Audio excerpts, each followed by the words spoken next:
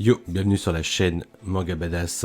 Aujourd'hui, vous m'accompagnez pour faire mon premier carton de déménagement. Alors, je vous rassure, ce n'est pas tout de suite que je déménage tous mes mangas, mais je vais commencer à faire le premier carton avec mes mangas d'hiver.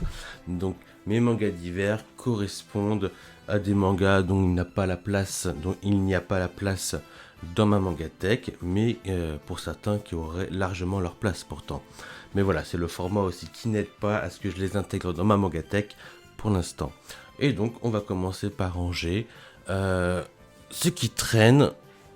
Donc là, on a les derniers tomes des Chevaliers du Zodiaque, donc qui traitent, si je dis pas de bêtises, qui traitent de la partie de Hadès à partir de Élysion. Je crois que c'est ça. Je crois que j'avais gardé. Oui, c'est ça. Je crois que j'avais gardé exprès là où c'était arrêté l'animé à une époque. Voilà. Donc effectivement, donc c'est les éditions J'ai lu. Hein. Vous voyez la beauté du J'ai lu. On voit notre ami Shaka. Voilà. Moi, je vais pas vous spoiler la fin de Saint Seiya, hein, vous inquiétez pas. Mais je redécouvre un peu avec vous parce que on a beau avoir lu et relu, il arrive qu'on oublie et on découvre et redécouvre certaines choses. Donc on met ça dans le carton. Hop là. Qu'ai-je d'autre? Les derniers tomes de Captain Tsubasa World Youth. Alors j'avais gardé ces deux tomes pour une simple raison, c'est parce qu'il y avait Santana. Santana, donc ce personnage-là, qu'on retrouve pour la finale en fait, le Japon contre le Brésil pour la Coupe du Monde des jeunes. Et voilà, c'est juste pour Roberto, pour Santana. Et parce qu'il va y avoir un challenge avec le dernier, on voit le titre, le but en or, avec le dernier tome où on voit l'apparition de Natozella. J'ai toujours dit Natozella, je crois. Natozella Natoleza, voilà. Voilà. Et c'est pour ça. Et donc, personnage qui fait son apparition dans le dernier tome et qu'on verra s'installer dans Road to 2002. Voilà, donc on verra Yuga Kojiro à la Juventus. Et en Espagne, il poursuivra. Il y aura à Barcelone Tsubasa et Natoleza au Real Madrid. Ah là là, qu'est-ce que j'ai envie de me reprocurer les Rois de tout 2002, mais en version française. Qu'ai-je donc encore? Ah, dans les éditions Tonkam, j'ai les Kimagure Orange Road. Donc je les ai pas finis. Oh, je suis pas pressé non plus. Autant j'adore cette série, autant graphiquement elle a pris un sacré coup. Et c'est en refeuilletant là que je suis en train de me dire, bah ouais c'est ça, hein. En la voyant fumer Madoka, ça me fait penser à la série là que j'ai présentée il y a pas longtemps, Cigarette and Cherry. Et j'ai l'impression quand même qu'il y a quand même une inspiration de ce personnage là. Ouais, parce qu'elle travaille dans un bar, enfin tu vas me dire quelque chose d'assez récurrent. Le petit côté un peu bad girl. Oh, je sais pas si c'est une bad girl, c'est juste qu'elle fume en fait. En tout cas, vraiment,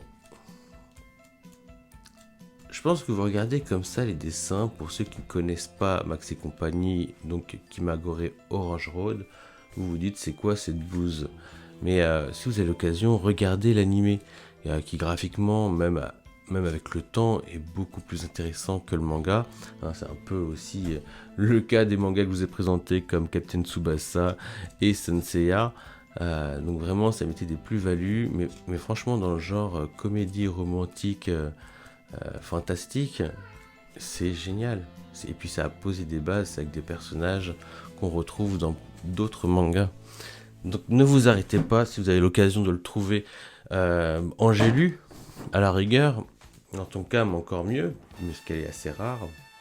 J'ai également la collection Glaucos de Akio Tanaka, donc l'auteur de Coq de combat. Et là, on part carrément dans du grand bleu, quoi. Et c'est superbe. Franchement, moi, j'ai beaucoup aimé. Graphiquement, c'est sublime, hein. C'est sublime. Donc, ça fait partie de ces titres qui ont largement leur place, mais largement dans ma mangatech. C'est juste le format qui est un peu embêtant pour l'instant. Donc je le mets dans le carton des divers. Et toujours dans la même édition, c'est-à-dire des Glénat en CNN, il y a Transparent. Alors, je l'ai présenté dans une vidéo. Je pense, hélas, que je ne l'ai pas bien présenté. Je pense que je pourrais mieux la présenter pour donner envie à certaines personnes parce que cette série est juste géniale. Elle est juste géniale. Donc il y a des personnages que tout le monde entend penser, des personnages qui ont des pouvoirs et on est un peu dans une ambiance de Truman Show. Donc si vous connaissez Truman Show, en général on ne peut que aimer ce film. Et voilà, ça va beaucoup plus loin parce que bon, c'est quand même du manga. Donc franchement c'est... Puis graphiquement c'est pas moche, hein, c'est particulier. Mais c'est pas moche. Donc voilà, il y a des agents qui restent proches toujours de ces personnes qui ont un don et que donc, le gouvernement protège pour qu'ils ne se suicident pas parce qu'en fait leurs pouvoirs les affaiblissent au sein de la société. Et puis il y a un médecin, dans celui-là on voit un chirurgien qui doit opérer et tout le monde entend sa pensée, donc il suffit qu'il soit pas sûr de lui, les patients, les familles, tout ça commence à paniquer. Et voilà, il y a plein de personnages qu'on suit, aussi un petit enfant je crois, si je dis pas de bêtises. Ouais voilà, c'est ça, ouais. Il faudrait que je me la refasse en entière cette série. Elle est juste géniale, elle est originale, je sais même pas comment la classer vraiment. Transparent en 8 tomes. Si vous avez l'occasion, eh ben je vous dis de ne pas hésiter. On a de Masakazu Katsura, les DNA carrés et le Z-Man. Alors moi j'adore cette série. Je pense qu'elle est un peu mal aimée parce que tout le monde se dit ouais il se fout de notre gueule. Le mec super beau gosse qui se transforme en Super Saiyan, c'est copié sur Dragon Ball Z. Faut savoir que pour ceux qui ne savent pas, Masakazu Katsura et Akira Toriyama se connaissent très bien, en plus d'avoir fait un projet en commun, Katsura Akira, qui est très bon d'ailleurs, j'ai trouvé ça très très bon. Apparemment, de ce que j'ai lu en interview, ce serait Masakazu Katsura qui aurait soufflé l'idée, qui aurait fait le caractère design de Sangoku SSJ 3, donc avec les cheveux longs, tout ça, un super guerrier contre Boo. Ce serait l'idée de son collègue, voilà, de Masakazu Katsura. Et moi j'adore cette série, déjà bon, bien sûr j'adore Video Girl Eye et là-dessus on allait toujours un petit peu dans le romantisme avec du fantastique. Et bon, moi c'est une série qui m'a beaucoup déménagé avec moi, elle m'a bien suivi, donc elle a pris un coup de vieux, mais qu'est-ce que je l'aime cette série. Hop là. Tout comme Z-Man, voilà, Z-Man, où on a même droit au crossover Z-Man et Shadow Lady. Celle-ci. Donc j'ai plus les Shadow Lady d'ailleurs. Même Z-Man, celui-là, je l'avais revendu, tout comme les Shadow Lady. Et lors d'un achat d'occasion, j'ai récupéré ce one-shot de Z-Man. Oh, pour le plaisir, parce qu'en soi... Ouais. Ça peut se relire pour le plaisir, mais c'est pas non plus ultra fantastique. En parlant de Z-Man, j'avais un doublon lorsque je les avais achetés d'occasion. Donc voilà, il traîne. On va le mettre dans les divers en attendant que je sais pas, ou soit je le refourgue, soit autre chose. Et là, dans le genre doublon, sans faire exprès, je me suis recommandé le Dorohedoro 14. Mais celui-ci, je vais essayer de le renvoyer avec la Fnac. Alors, qui j'ai donc... Ah, bah j'en avais parlé de mes Noritaka. Mais de la première édition, donc qui se lisent à la française, à l'occidentale, dans le sens de lecture occidentale. Hop.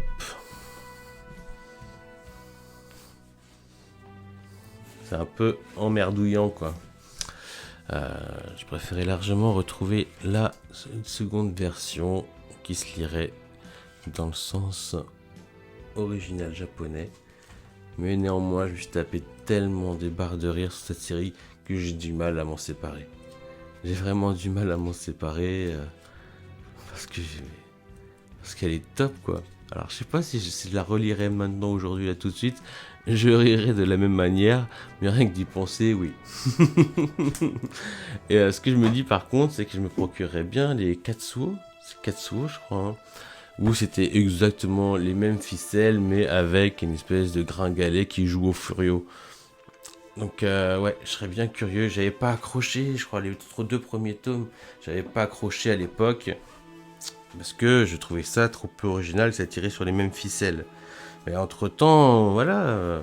Maintenant, je pense avoir un petit manque de ce genre de lecture et je serais assez friand de trouver cette nouvelle série, cette ancienne série de Katsuo, et de préférence dans la nouvelle édition, enfin pas la première, quoi. On verra ce qu'il en sera. Alors, qu'est-ce qu'on a d'autre? Une série, mais que je trouve juste fantastique, que je n'ai jamais voulu vendre. D'ailleurs, je suis même pas sûr qu'elle se vendrait bien, parce qu'en général, c'est pas très bien coté les auteurs coréens. C'est étrange, hein.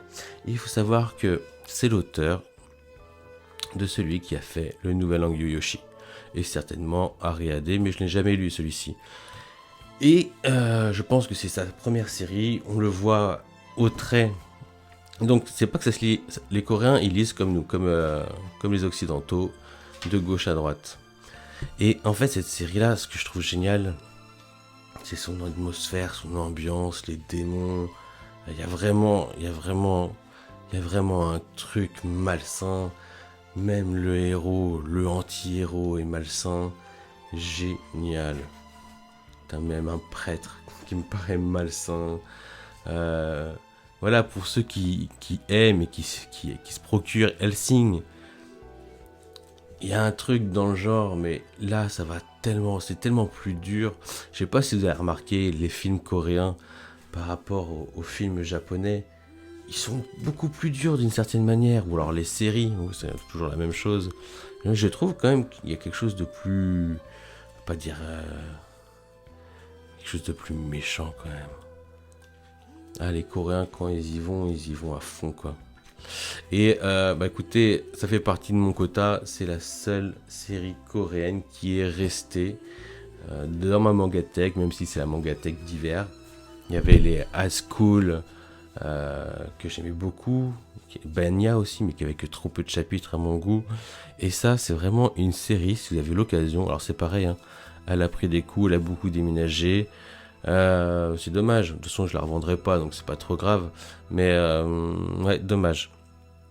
Si vous pouvez vous la procurer en meilleure qualité, je vous le conseille fortement. Moi, j'adore cette série-là. Donc pour ceux en plus qui ont découvert le nouvel Hangyu Yoshi peut-être sur le tard, plus tard que sa sortie, ou alors qui ont découvert Ariade, foncez sur Island. Vous verrez effectivement que graphiquement, bah, c'est plus ancien, mais c'est tellement efficace, c'est tellement une bonne ambiance que je vous le conseille sans hésiter. Tiens, un des rares shoujo que j'ai également gardé, les nanas, tout ça, il n'y a plus. Par contre, j'ai gardé les Georgie. Mais alors, ce qui est marrant avec les Georgie, déjà j'étais très fier de les avoir parce que bah, très vite ils étaient indisponibles, en tout cas dans les éditions Tonkam. Après, je crois qu'ils ont été réédités avec les Black Box.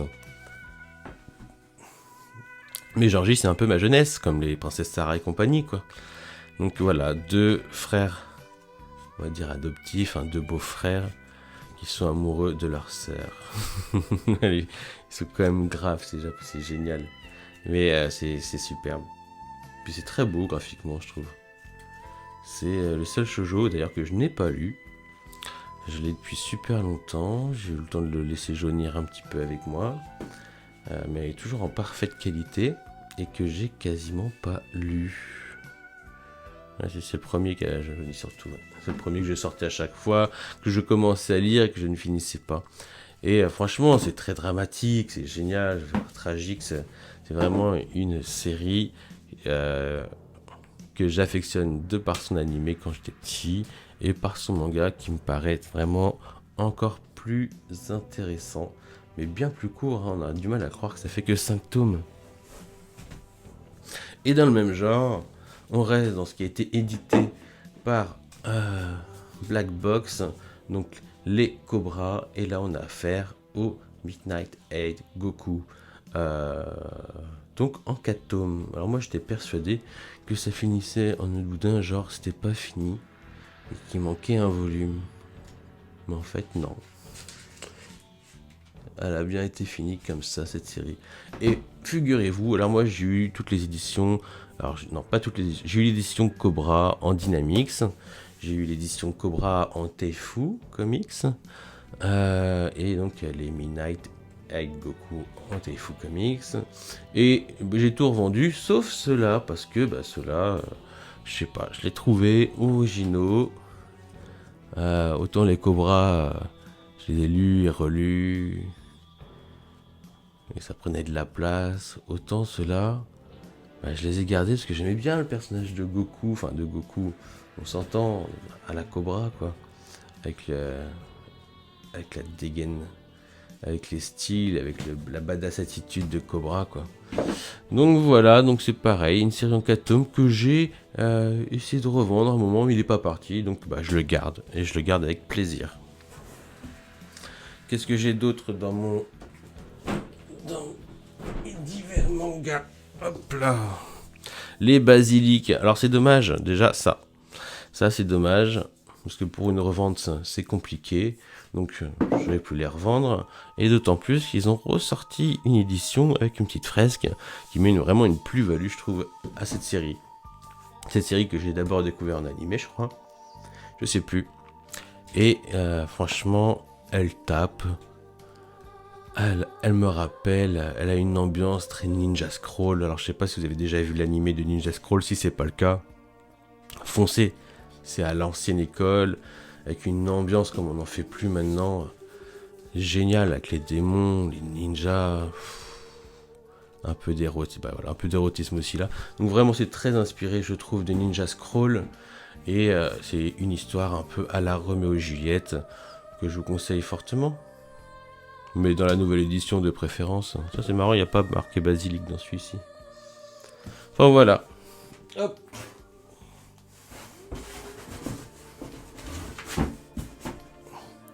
Qu'ai-je donc Ah dans le sens du vent, j'ai beaucoup aimé ce premier tome. Mais je sais pas, j'arrive pas à passer le cap pour acheter le deuxième tome, puis le troisième à venir. Je ne sais pas pourquoi. J'aime beaucoup. Franchement j'aime beaucoup le style. J'aime bien le design. À voir. Donc pour l'instant, ça reste dans les divers jusqu'à nouvel ordre.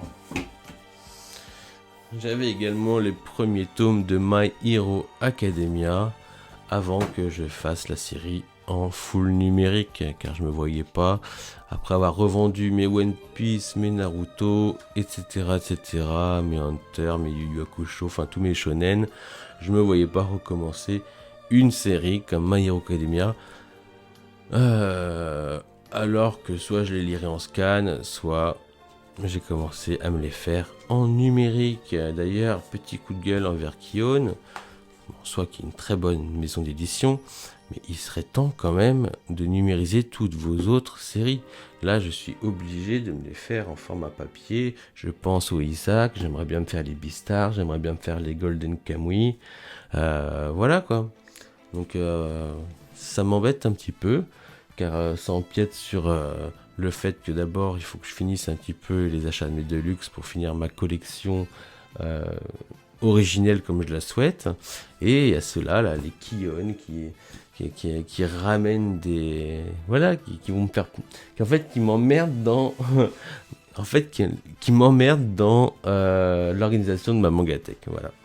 Ce qui me pousserait presque à me prendre une Mangatech petit format qui irait bien avec les Hajime no Ippo et puis les formats moyens pour laisser ma Mangatech actuelle juste pour les grands formats et les Deluxe, Perfect et compagnie. En tout cas, voilà, très bon My Hero Academia. Je sais pas pourquoi je les ai là encore. Faudrait que je les refourre, que je les donne. Je verrai à l'occasion.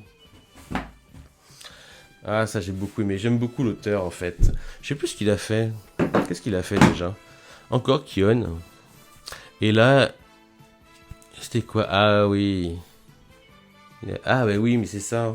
Bien sûr que j'aime cet auteur. On va aller direct un peu plus bas. Hop. Bien sûr que j'aime cet auteur. C'est lui qui a fait. Je sais pas comment on dit ça. S1. Je sais pas, j'ai jamais su. En tout cas, c'est un bon petit délire. Œuvre de jeunesse. Voilà. Qui me pourrait presque me faire penser un petit peu à ce qu'on lit actuellement avec Demon One, mais dans un délire qui me faisait fortement penser à des débuts de Hunter x Hunter, voilà, mais en plus. Ah, j'aime beaucoup cette série. Et là, l'erreur que j'ai faite à l'époque où je vendais énormément à foison et que de raison, c'est que j'ai vendu le tome 5. Donc j'ai le tome 1, 3, 4. Et sans me rendre compte, j'avais dans le lot, j'avais dû mettre le 5. Et cette série-là, voilà, c'est ça. Elle me rappelait à fond Hunter x Hunter ou sur des bases connues et archi connues des shonen. Du petit gars qui est sur son île et qui part de son île pour partir à l'aventure. Voilà, quoi, du Fly, du Dragon Quest, du Hunter x Hunter. Et franchement, c'est des très très bonnes séries avec une dynamique mais super intéressante. Et que je trouve, moi, Yuko Ozada, méconnu, ou. Enfin, si, il est connu, bien sûr, mais que je trouve sous-estimé. Alors, je dis ça, mais en même temps, j'ai pas, lorsqu'elle est sortie, j'ai pas insisté sur cette série-là. Je sais pas, ça me gonflait. Et celle-ci, donc, était partie sur un Furio qui se range dans, comment on appelle ça, le one-man show, je sais pas, le stand-up à la japonaise pour faire des trucs comiques, donc avec des jeux de mots et tout ça. Et franchement, ça marche, même si, bon, les blagues, on comprend que c'est hors de portée pour nous. C'est quand même bien traduit, on comprend le truc. Et c'est une très bonne série, graphiquement, c'est génial. C'est génial. Moi, j'ai beaucoup, beaucoup, beaucoup aimé cette série. Mais voilà, c'est 3 tomes, ça aussi, le problème de des séries trop courtes, genre en 3 tomes, bah, c'est qu'ensuite, bah, on l'a lu, on la met de côté, quoi. C'est le souci. Voilà, voilà pour les Ozata Yuko. Qu'est-ce qui traîne encore? On a donc un vieux qui a pris un vieux tout pourri de Conan. Ah, regardez. J'avais effectivement donc au moins 51 tomes en lecture. Donc j'en étais arrivé là et j'en avais marre. Car le fil rouge n'arrive pas. On tourne tout le temps dans les mêmes histoires. Alors c'est super à lire. Et je crois que donc j'étais au 51 lu. Et je devais être aux alentours de 70, 74 achetés.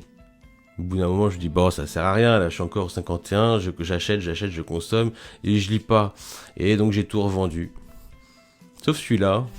Pourquoi Je sais pas. Parce que peut-être j'étais en train de le lire, il était ailleurs. Voilà. Et l'école emportée. Alors, vous allez me demander, mais pourquoi est-ce que tu as le tome 6? Bah, effectivement, j'avais la collection complète. Et là, j'ai le dernier tome. Donc, c'est un bunko. Vous voyez un peu le format d'un bunko. Ça tient dans la main. C'est pas l'idéal, mais une fois qu'on lit, franchement, on est dedans. On fait plus trop attention. Seulement, actuellement, ils sont numérisés. Donc, moi, je les récupère en numérique. Et franchement, au niveau du format, c'est beaucoup plus agréable. C'est quand même plus grand. Mais franchement, ça se lit super bien en bunko. Hein. Après, le truc qui est chiant, c'est à ranger dans sa mangatech. Soit vous les rangez avec d'autres bunko, soit ils font un peu tâche. Hein. En tout cas, je sais pas pourquoi j'ai le tome 6, soit parce que bah voilà, il fait partie des divers aujourd'hui, mais il faisait partie de ma collection avant. Et franchement, il avait largement sa place car c'est un excellent tome de Kazuo Mesu. Vraiment une excellente série. Qu'est-ce qui traîne encore là? Ah d'accord. Alors, le journal intime de Sakura, de Eugene, donc très connu, celui qui a fait les Angels, les Shin Angels et plein d'autres. Je crois que je l'ai jamais accroché. Voilà, c'est ça. Je sais même pas si c'est bien ou mauvais. Je crois que j'ai jamais accroché cette série. Et peut-être à tort, hein. Là j'ai le premier tome, je l'ai jamais lu en entier. Et je crois qu'il y a pas mal d'autres tomes dans cette série. Ça se trouve, elle était très bien. Je serais passé à côté. Et là on avait un extrait de Yellow Earth, je crois. C'est ça. J'avais dû le lire l'extrait. Ça me dit quelque chose. Voilà, dans l'hiver. Ah. Et on arrive au dernier. Tac.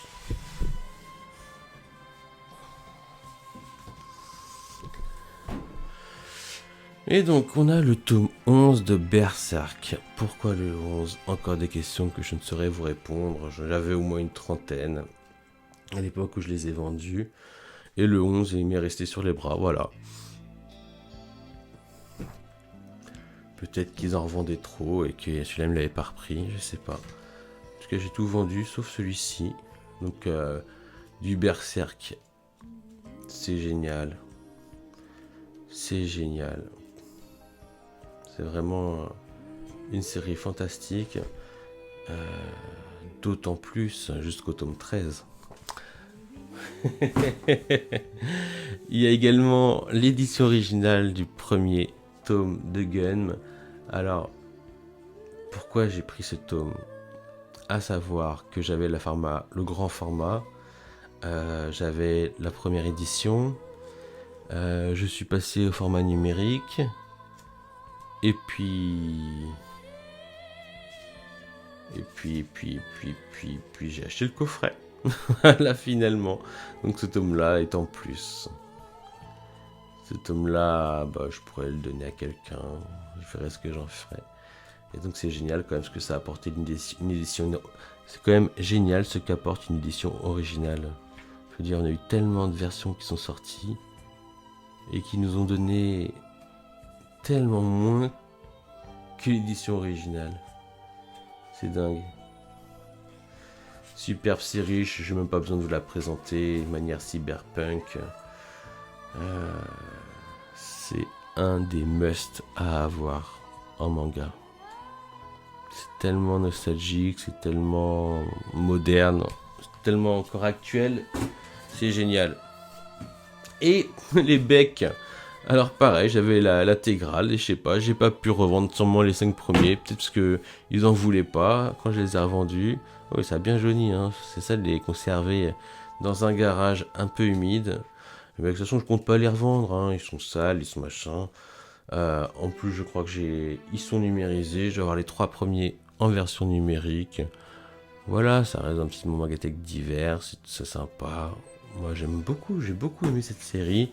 L'animé un peu moins. Alors, c'est étrange, on se dit que on apprécierait plus ce genre de manga musical, parce que ça traite de musique. Mais même si j'avais le jeu sur PS4 ou PS3, je sais plus, PS3, un peu comme un Parapaz rappeur où il fallait appuyer, mettre l'ambiance, tout ça. Les musiques étaient bien, mais ça rendait pas ouf, comme eux ils essaient de nous faire croire, quoi. Voilà. Mon premier manga sur la musique, et depuis, j'ai fait la connaissance de Blue Giant, que je conseille à tous. Et la dernière série de ma mangatech diverse. Et voici les Tekken Shinui, donc un manga qui traite exclusivement du kung-fu, mais qui n'a pas eu le succès mérité. Car moi j'ai toujours trouvé cette série mais juste excellente. Alors graphiquement, ça peut donner quelque chose d'un peu old school, d'un peu vieillot, mais c'est tellement dans l'air du temps des kung-fu, des films de kung-fu. Ça commence au début, ça finit, en tout cas dans la version française, entre un asiatique contre un américain. Voilà, on a toutes les techniques qu'on retrouve dans des films de kung-fu, alors qu'ils sont à peine abordés des fois très légèrement dans des mangas dit d'aventure et de baston comme Dragon Ball ou autre. Vraiment, moi je trouve que c'était une petite pépite ce manga. Il a été stoppé parce que bah voilà, il n'a pas le background d'un Fly qui avait un animé. Dans les j'ai lus, il y avait Kimagure Orange Road, donc Max Company qui avait un animé. Donc j'ai lu, en fait, on sortit beaucoup de mangas qui avaient des animés, et donc ça a suivi, ça a marché. Mais donc il y avait sorti aussi les Hokuto no Ken, ça a très bien marché, les Captain Tsubasa. Mais Tekken Shinmi, à l'image de Jojo's Bizarre Adventure, et c'est là qu'ils ont fait fort quand même, j'ai lu, c'est d'avoir quand même réussi à sortir les trois premières saisons, les 3 premières séries de Jojo's Bizarre Adventure sans stopper. Car il y en a beaucoup qui le trouvaient très bizarre cette série, voire un poil trop gay pour eux, alors qu'elle avait une excellente réputation au Japon et que franchement, ça se lisait trop bien. J'aurais souhaité que ce soit la même chose pour Tekken Shinmi. Hélas, ça ne l'a pas été. Le destin n'a voulu autrement. Et je ne comprends pas pourquoi personne n'a jamais repris cette série. Voilà. Parce que franchement, c'est le genre de lecture que j'adorais relire aujourd'hui. Mais avec la suite. Voilà. Voilà pour ça. Ok, je vais également y rajouter les Yankees, le tome 1 et 2. Donc vous connaissez bien cette série. Je vous l'ai déjà présenté à plusieurs reprises. Le tome 3 est également sorti, mais je ne l'ai toujours pas acheté. Donc voilà, donc pour l'instant, je vais le ranger avec les mangas d'hiver, tout comme les Assistantes Assassins. Alors par contre, je suis beaucoup plus assidûment cette série. J'en attends plus que Yankees. Donc je le range dans le manga d'hiver, dans le carton manga d'hiver, mais ça n'empêche que je continue cette série. Bah non, tiens. Et pareil pour la voix du tablier. Et ben non, on va les garder ici parce que bon, si j'achète le tome 5, le truc c'est que je pense pas acheter le tome 3 de Yankees, donc je vais le ranger avec les mangas. Voilà, si je peux vous donner un conseil, faites attention au carton que vous choisissez. Pour être honnête, ce carton-là est déjà trop volumineux. Bon, il est parfait pour ranger mes mangas d'hiver déjà. Mais il est déjà lourd, hein, j'en suis sûr et certain. On va regarder.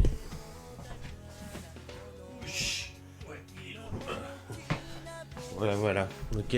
Donc choisissez bien vos cartons, ne les faites pas trop volumineux, ça pèse dans tous les sens du terme. Sur ce, je vous dis à bientôt, prenez soin de vous, lisez des mangas, achetez des mangas, rangez vos mangas et prenez-en soin surtout. Ok. Ciao.